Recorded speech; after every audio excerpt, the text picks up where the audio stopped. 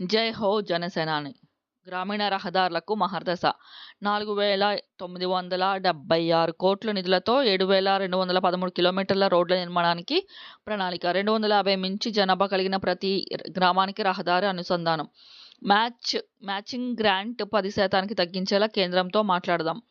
Asian infrastructure investment bank అధికారులు Panchayati Raj engineering విభాగంలో సమీక్షలో ఉప ముఖ్యమంత్రి వర్యులు శ్రీ పవన్ కళ్యాణ్ గారు.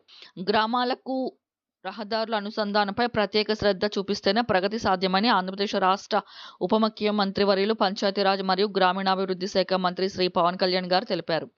4,976 కోట్ల నిధులతో 7,213 కిలోమీటర్ల రోడ్ల నిర్మాణానికి సిద్ధం చేసిన ప్రతిపాదనలకు చురుగ్గా కార్యరూపం ఇవ్వాలని పంచాయతీరాజ్ ఇంజనీరింగ్ విభాగం అధికారులకు దిశానిర్దేశం చేశారు. గ్రామాల్లో రహదారుల నిర్మాణం వల్ల పేదరిక నిర్మూలనతో పాటు సామాజిక ఆర్థిక ప్రయోజనాలు మెరుగవుతాయనే విషయాన్ని అందరం గుర్తుంచుకోవాలన్నారు.